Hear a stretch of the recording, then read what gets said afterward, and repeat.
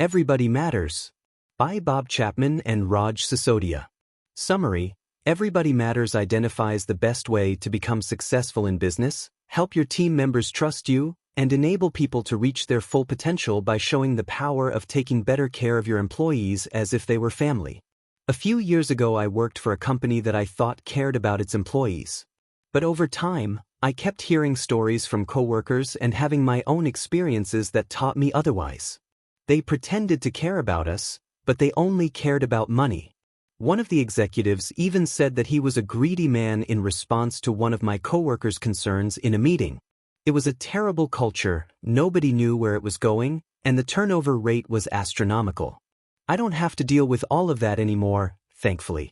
But I did learn a lot about how not to run a business from them.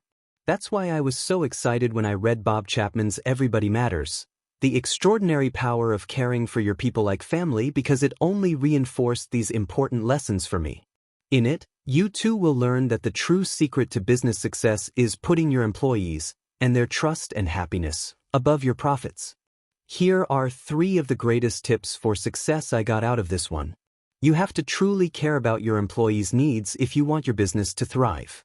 If you want your team members to be happy, loyal, and productive, trust them with the freedom to make their own decisions. Create a cultural vision to inspire your people with hope for where you're heading in the future.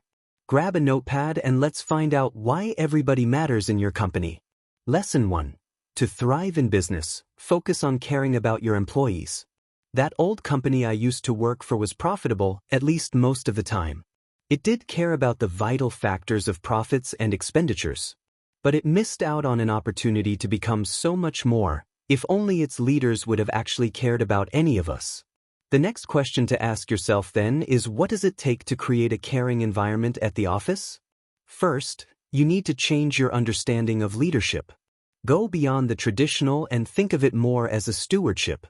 You must do all you can to make sure that your employees know that you have a genuine concern for their well-being. That doesn't just mean asking about their productivity.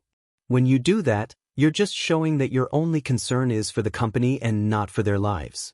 Instead, you need to talk with them, get to know them, and express how much they mean to you and to the company.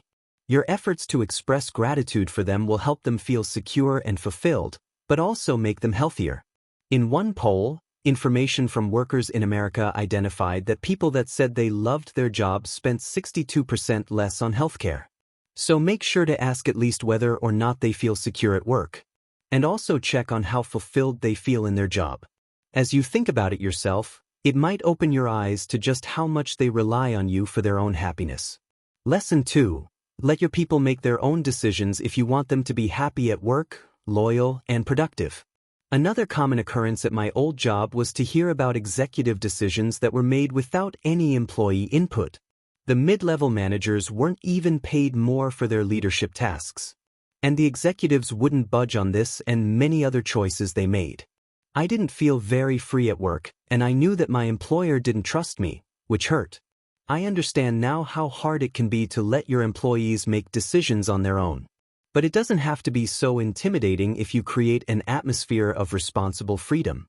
This method involves deliberately crafting the workplace to help your people reach their full potential. One company, for example, uses what they refer to as the just enough strategy. In it, they clearly define what it means to win, and then let team members take the reins to make decisions to get there. If you run a business that focuses on customers' experience, you might define winning as getting a high score on a customer satisfaction survey. Then, you'd give your employees free rein to do what they feel is best to make it happen. When they can use their strengths and ideas, people feel empowered and are more productive. And most of all, it helps them feel that you trust them. Lesson 3. You need to get a clear vision of your culture and future if you want to inspire your team members. If you've ever worked for a company that didn't know where it wanted to go, you know how hard it can be to stay motivated. And if that company happens to be yours, then fix this by visioning. This involves thinking about where you want to go and the path that will take you there. To discover these things, ask yourself and your team the right questions.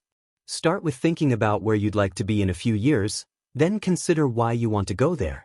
The question of why is a really important one to get just right.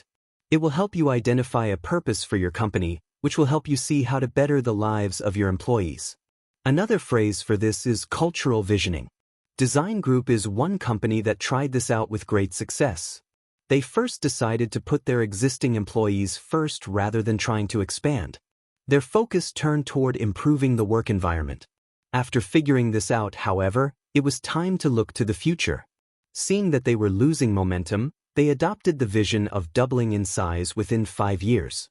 Their efforts and focus on people paid off, and they accomplished this goal in just 3 years.